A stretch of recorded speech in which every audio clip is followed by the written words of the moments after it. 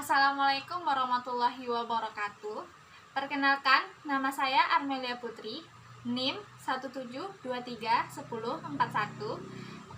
Saya akan mempresentasikan hasil seminar proposal saya, yang mana di sini judulnya yaitu pengaruh hasil belajar dari siswa dengan dan tanpa menggunakan model pembelajaran inquiry pada mata pelajaran IPA di kelas 8 SMP Negeri 1 Rambatan.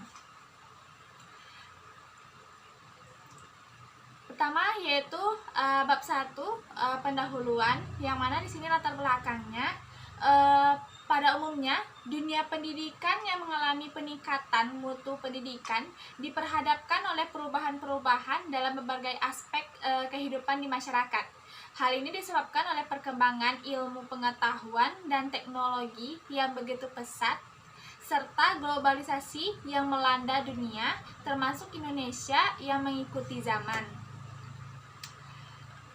Pendidikan adalah suatu proses yang usaha manusia dengan penuh tanggung jawab untuk membimbing anak didik menuju kedewasaan. Proses pendidikan yang diselenggarakan secara formal di sekolah dimulai dari pendidikan formal yang paling dasar, yaitu SD, sampai perguruan tinggi, dan tidak lepas dari kegiatan belajar yang merupakan salah satu kegiatan pokok dengan guru sebagai pemegang peranan utama.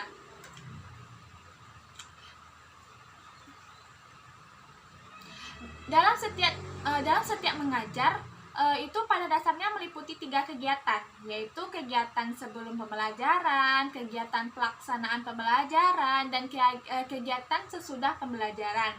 Agar kegiatan mengajar dapat berjalan efektif, maka guru harus mampu memilih metode mengajar yang paling sesuai. Proses membuat pembelajaran akan efektif jika berlangsung dalam situasi dan kondisi yang kondusif, hangat, menarik, menyenangkan, dan wajar. Oleh karena itu, guru perlu memahami berbagai metode mengajar dengan berbagai karakteristiknya, sehingga mampu memilih metode yang tepat dan mampu menggunakan metode mengajar yang bervariasi sesuai dengan tujuan maupun kompetensi yang diharapkan. Nah, di sini IPA merupakan salah satu mata pelajaran yang penting ya, dan perlu ditekankan dibandingkan dengan mata pelajaran yang lain di SMP. Nah, tetapi masih banyak siswa yang kurang mampu dalam mempelajari IPA. Kenyataannya yang banyak kita jumpai di sekolah ya selama ini adalah pembelajaran IPA berlangsung secara tradisional, di mana di sini meletakkan guru sebagai pusat pembelajaran bagi siswa. Karena siswa memiliki kebutuhan belajar, jadi guru harus menguasai metode dan teknik pembelajaran, memahami materi atau bahan ajar yang cocok dengan kebutuhan belajar. Nah, di sini dan sebagaimana kita ketahui di SMP itu sendiri, di sekolah sekarang itu mata pelajaran IPA itu kurang diminati oleh siswa dikarenakan guru menggunakan metode ceramah. Jadi di sini saya akan memberikan sebuah itu yang mana di sini saya menerapkan yaitu metode inquiry, yang mana di sini metode inquiry ini menggunakan metode eksperimen, di mana nanti eksperimen ini dengan metode eksperimen ini diharapkan dapat melibatkan siswa secara aktif dalam proses pembelajaran sehingga siswa lebih mudah memahami materi yang diajarkan oleh guru.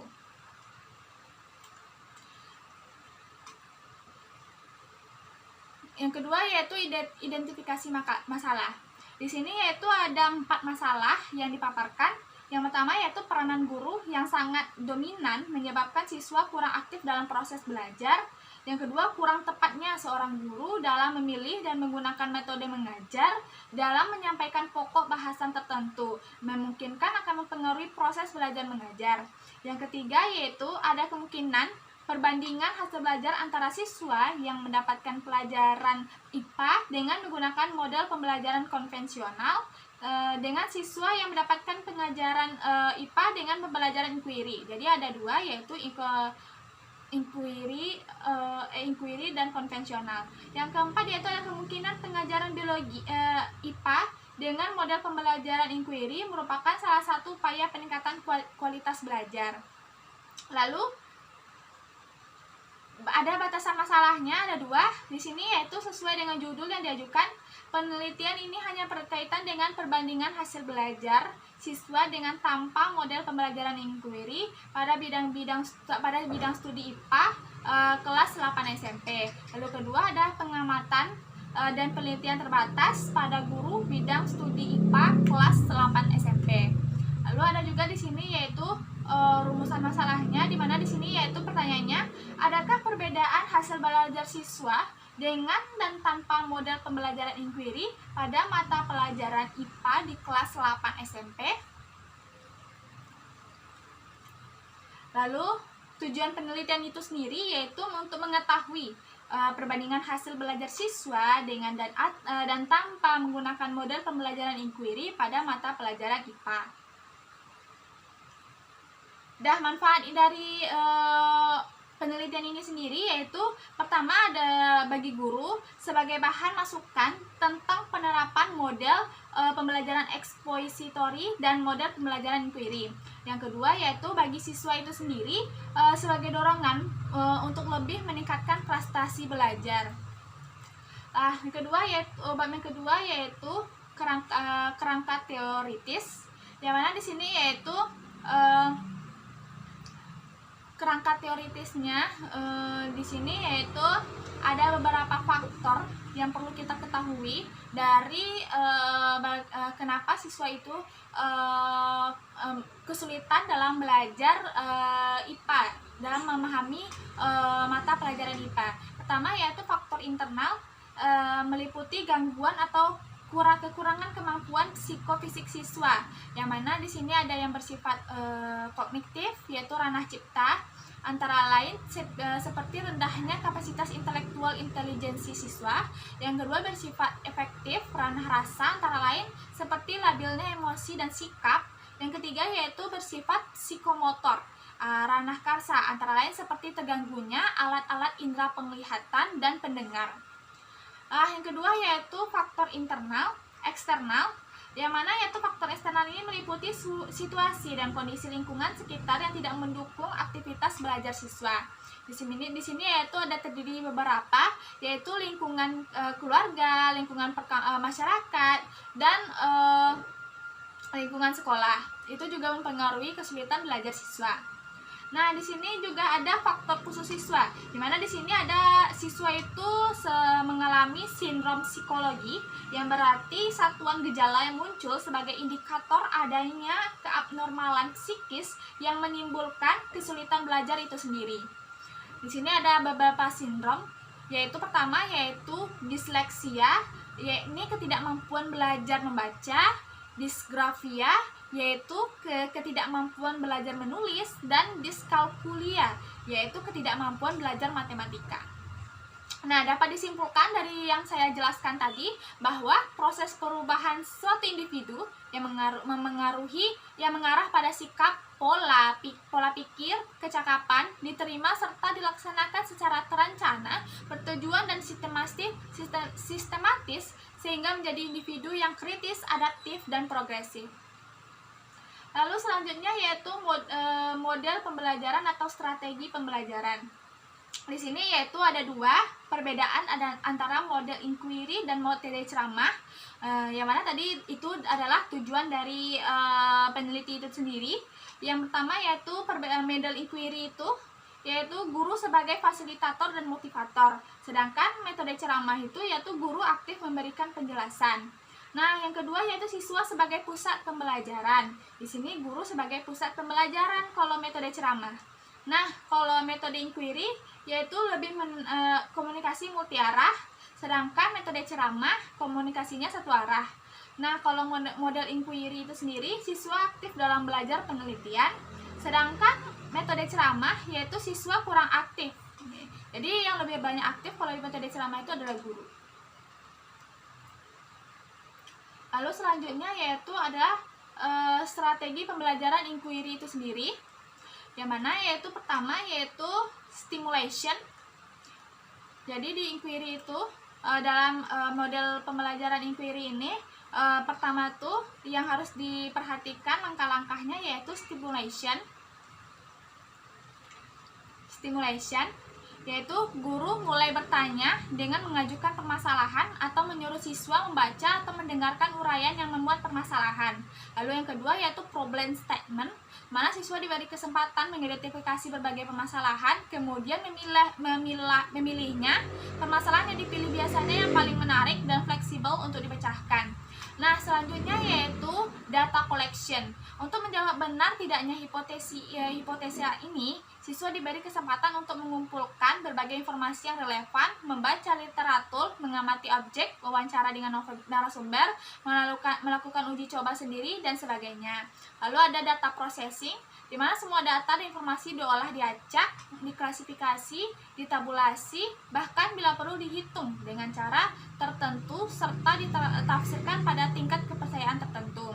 Lalu ada verifikasi, di mana berdasarkan hasil pengolahan dan tafsiran data, nanti pernyataan atau hipotesa yang telah dirumuskan dicek apakah terjawab atau tidak. Nah, yang terakhir yaitu generalization. Berdasarkan hasil verifikasi tersebut, siswa belajar menarik kesimpulan atau generalisasi tertentu. Nah, itu tekanan utama pembelajaran dengan strategi pembelajaran inquiry ini yaitu pertama, pengembangan kemampuan berpikir individual lewat penelitian. Yang kedua, peningkatan kemampuan mempraktekkan metode dan teknik penelitian. Lalu ada latihan keterampilan intelektual khusus yang sesuai dengan cabang ilmu tertentu. Lalu ada latihan menemukan sesuatu, seperti belajar bagaimana belajar sesuatu.